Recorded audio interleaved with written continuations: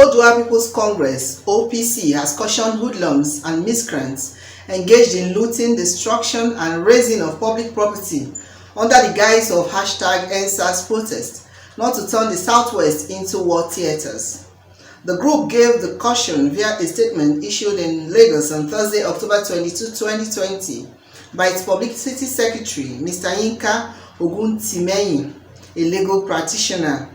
OPC expressed concern on the situation leading to the alleged death of some of the defenseless #EndSARS protesters at Lekki Toll Plaza on Tuesday evening. He described the alleged killing of protesters by soldiers as barbaric and an attempt to cow the people from expressing their views against the government. OPC, however, condemned the activities of some hoodlums that had used the peaceful protest to destroy public utilities and properties.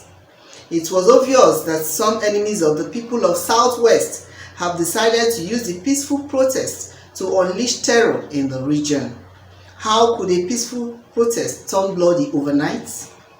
We have never had it so bad like this in the country, except during the military government of the late Sani Abacha, that Nigeria was thrown into this kind of terror and killings.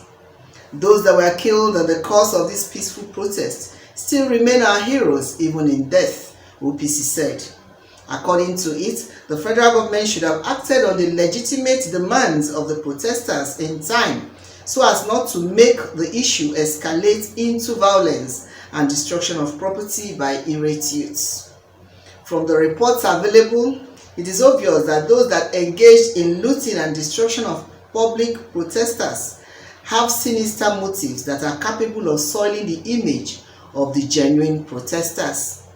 But it must be said once again that the federal government must desist from making an attempt to test the will of the people that have resolved to put their lives on the line for a better change. Such attempts will be too bad for a government that rose to power on the trust of the people, especially from the Southwest, OPC said. The group publicity secretary, while commiserating with the families of the fallen heroes, saluted the courage of the genuine Nigerian youths for raising their voices against police brutality resulting from bad governance. He added, "We need to appreciate the courage and consistency of Nigerian youths who have demonstrated the need for complete reform of the ailing system. It is historic that the youths have risen to the occasion by raising their voices against bad government using the prolonged protests to put the government on its toes." According to Oguntimehin, the Ààrẹ Ọ̀nà Kakanfò of Yoruba Land, Chief Gani Adams, the OPC leader, had twice within the week urged the protesters to be peaceful, advising the federal government not to use the army to quell the protesters. He alleged that the federal government ignored the counsel of Adams not to use force to quell the agitations because of the possibility of violence such could bring. The #EndSARS protest in Lagos took another dimension on Tuesday evening when soldiers allegedly shot protesters defying curfew at Lekki Toll Gate. The development escalated violence in Lagos on Wednesday when the aggrieved youths began massive destruction and razing of public and private facilities and vehicles, including the invasion of the palace of Oba Rilwan Akiolu, the Oba of Lagos.